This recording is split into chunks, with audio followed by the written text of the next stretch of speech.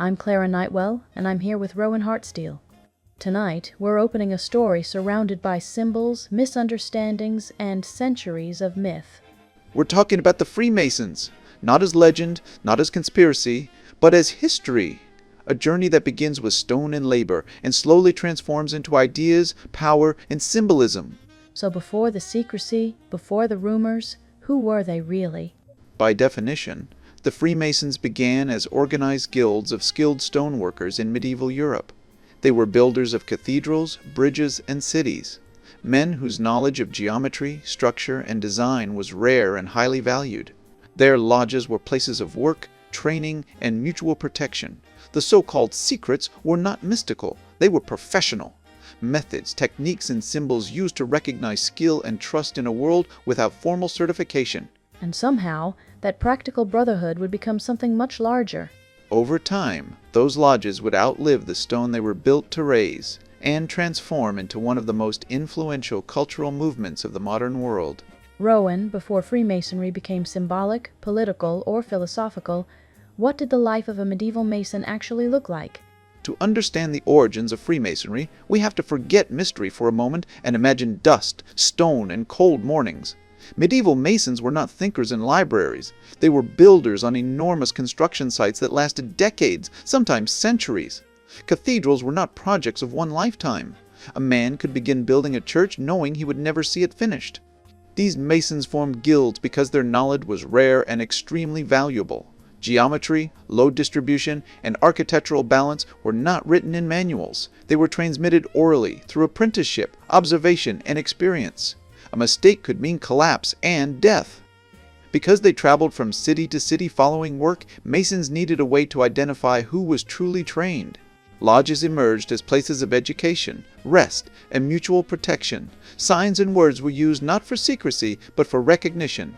In a violent and unstable Europe, trust was survival. So the earliest form of the lodge wasn't symbolic at all. It was practical. Exactly. The tools of the Mason, the square, the compass, the level, were working instruments long before they became symbols. They represented accuracy, balance, and responsibility because those qualities determined whether a building would stand or fall. Over time, these tools began to take on meaning beyond construction. A square did not only measure stone, it measured conduct. A level did not only test alignment, it suggested equality among men. This transition happened slowly, almost unconsciously, as the craft aged. By the late Middle Ages, fewer cathedrals were being built. The world was changing. Universities were rising, science was accelerating, and philosophy was beginning to challenge religious authority. The old operative lodges faced a choice: disappear or transform. They chose transformation. Non-builders, thinkers, scholars, merchants began entering lodges. They were not there to cut stone, but to participate in discussion. The lodge became a symbolic workshop where men attempted to shape themselves instead of buildings. So stone became metaphor. Yes, and that single transformation, from stone to symbol, changed everything. It marked the birth of what we now recognize as Freemasonry. Rowan, when the medieval world began to fade, how did the lodges survive such a massive transformation? The survival of the lodges was not planned, it was organic. As the great age of cathedral building declined, the world entered a new era. The Renaissance had awakened curiosity, and the Enlightenment was beginning to question authority itself. Science, reason, and individual thought were slowly replacing blind obedience.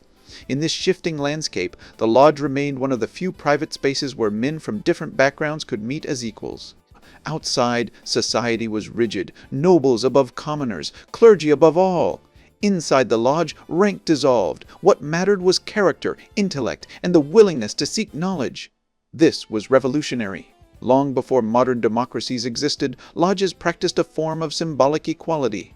A merchant could sit beside a noble. A scholar could debate a soldier. These meetings were not about overthrowing governments. They were about imagining a better version of society. During the 17th and 18th centuries, Freemasonry gradually transformed from an operative guild into a speculative fraternity. The tools of construction became moral symbols. Building was no longer physical, it was internal. The goal was to shape the individual into a more ethical, disciplined, and enlightened human being. This philosophical turn attracted thinkers, writers, scientists, and reformers. The lodge offered something rare, freedom of discussion in a world where expressing the wrong idea could mean imprisonment or worse. So secrecy wasn't about power, it was about protection. Exactly. In monarchies and religious states, privacy was safety. The lodge became a shelter for conversation. Ideas about liberty, tolerance, education, and human dignity could be discussed without fear. This is why Freemasonry spread so quickly across Europe. It offered not rebellion, but reflection, not violence, but dialogue. And that made it deeply appealing to people who sensed that the old world was ending, even if they didn't yet know what would replace it. By the time the modern age approached, Freemasonry had become less about stone and more about ideas. The lodge was no longer a workshop of builders.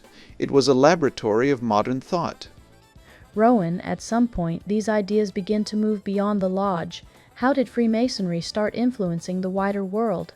As the Enlightenment gained momentum, the ideas discussed inside lodges began to circulate outside of them. Men who met as equals in private returned to societies built entirely on inequality. That contrast was impossible to ignore.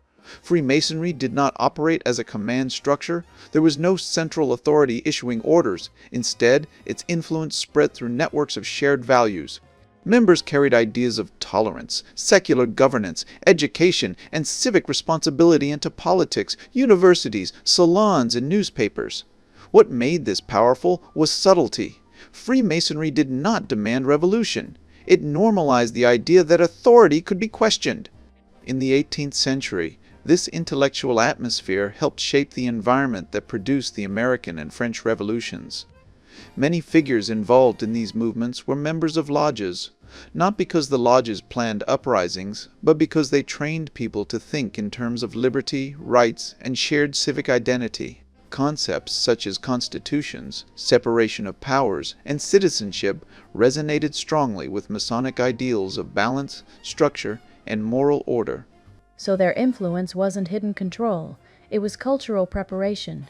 Exactly. The lodge functioned as a rehearsal space for modern society. People practiced debate, tolerance, and disagreement without violence.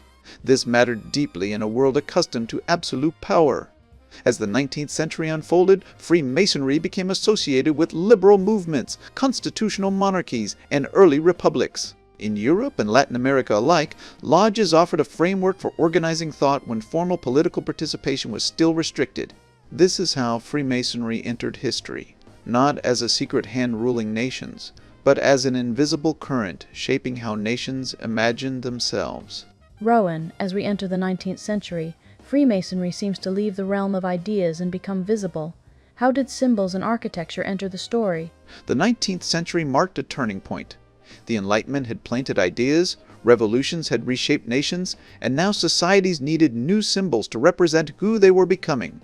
Architecture became a language, one meant to speak without words. Freemasonry had always thought in symbols. The square, the compass, the column, the light. These were metaphors for balance, reason, order, and moral construction. As modern states emerged, these symbolic ideas found a natural home in public space. Cities were no longer built only for defense or religion. They were built to express values. Grand avenues, domes, obelisks, and geometric layouts were not accidents. They reflected a belief that society itself could be designed, rationally, proportionally, deliberately. This is why so many 19th century capitals adopted neoclassical styles inspired by ancient Greece and Rome. These civilizations symbolized republican virtue, civic duty, and law, ideals deeply admired within Masonic philosophy. Buildings became statements. Courthouses resembled temples. Parliaments echoed ancient forums. The message was clear. Power was no longer divine. It was civic. So architecture wasn't decoration, it was ideology, made visible. Exactly.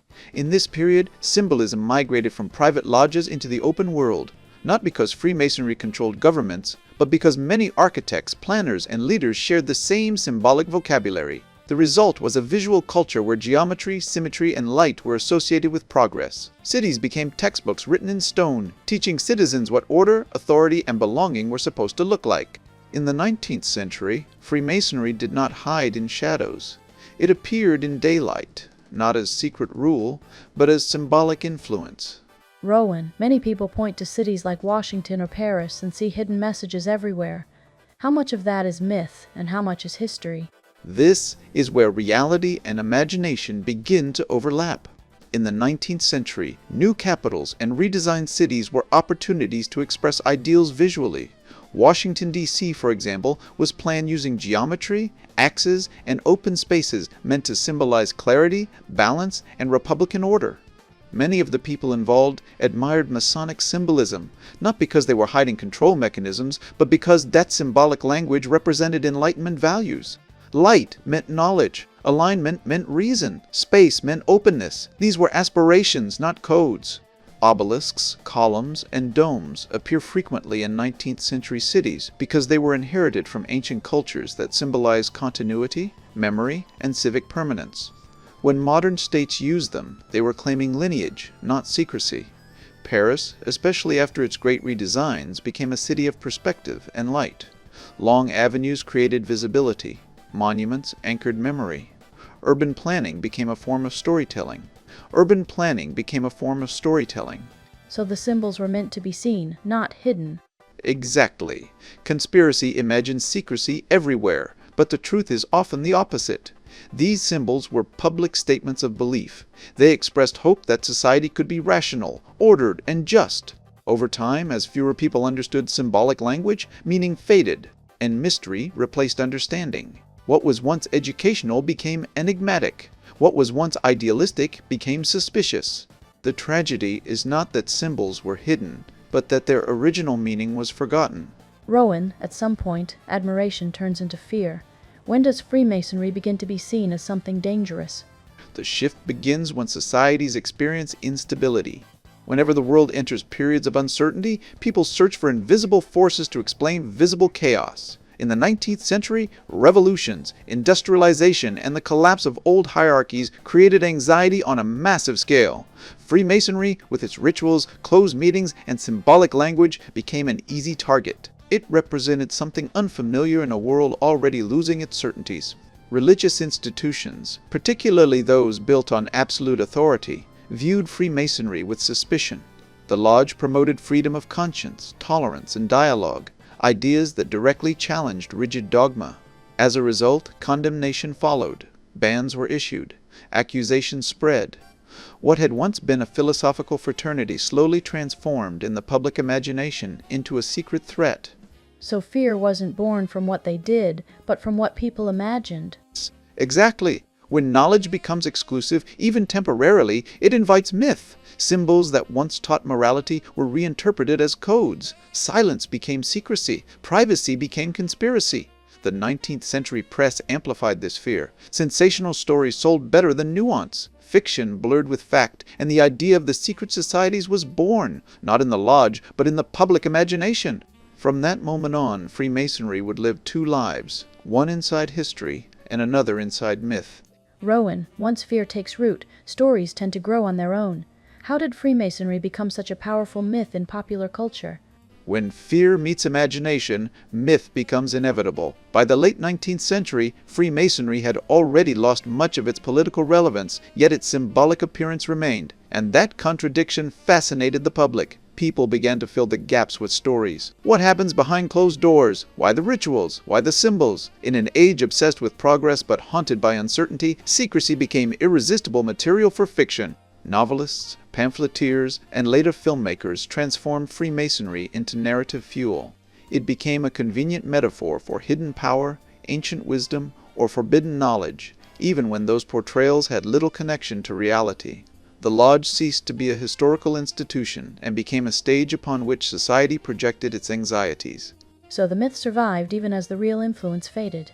Exactly. By the 20th century, Freemasonry had become more symbolic than structural, but the myth grew stronger than ever. Cinema amplified this transformation. Visual storytelling loves symbols, and Freemasonry offered them in abundance. The compass, the eye, the ritual chamber, the whispered oath. These elements were irresistible to storytellers. Gradually, a cultural loop formed. Fiction reshaped public perception, and public perception reshaped fiction. Reality no longer mattered as much as atmosphere. What had once been a moral fraternity became, in popular imagination, an ancient order manipulating history from the shadows. Not because evidence supported it, but because humans are uncomfortable with randomness. It is easier to believe someone is in control than to accept chaos. In that sense, the myth of Freemasonry tells us less about the Masons, and far more about ourselves. Rowan, after centuries of influence, fear, and myth, where does Freemasonry stand today? Today, Freemasonry exists in a very different world. The modern age has stripped institutions of mystery through transparency, information, and constant exposure. What once felt hidden now feels historical. Most lodges today function as cultural, charitable, and social organizations. Their focus is no longer political influence or philosophical experimentation, but preservation of tradition, symbolism, and community. In many countries, Masonic temples are open to the public. Visitors walk through halls once imagined as forbidden spaces. Museums explain rituals that once provoked fear. What was secret becomes educational. This transformation reflects something deeper. Society no longer needs lodges as spaces of protected thought. The conversations they once guarded now happen openly. In universities, media, and public debate. So the world caught up with the ideas the lodges once protected. Exactly. Equality before the law, freedom of conscience, and secular governance. These ideas are no longer radical, they are foundational. In that sense, Freemasonry succeeded so completely that it made itself unnecessary as a political force. Its greatest victory was becoming invisible through normalization. What remains is legacy, not control, not secrecy, but memory of a time when ideas needed walls to survive. Rowan, after everything we've explored, what does the story of Freemasonry ultimately tell us about ourselves? In the end, Freemasonry is less a story about an organization and more a story about human nature. It reveals how societies search for meaning when the world changes too quickly. At every stage of history, humans have tried to build order, first with stone, then with ideas, and finally with stories. The Masons built cathedrals. Later generations built philosophies. And when understanding faded, myths took their place. This pattern repeats endlessly. When something is complex, we simplify it. When something is private, we imagine it is powerful. When something survives long enough, we assume it must be controlling history. Freemasonry became a mirror. People projected onto it their fears of chaos, their distrust of elites, and their discomfort with uncertainty. The myth says less about hidden rulers and far more about a human desire to believe that history is guided, not accidental. But the truth is quieter. History moves through individuals, ideas, coincidences, and mistakes. No single group holds the compass. What Freemasonry truly represents is the moment when humans realize that progress could be intentional, that society, like a building, could be designed with care, ethics, and responsibility. And perhaps that is the most powerful lesson of all. Not that secret societies shape the world, but that ideas do. Before we close tonight, I'd like to bring Margaret into the conversation. Margaret, for someone curious about Freemasonry, where would you begin reading? I would begin with a historical approach.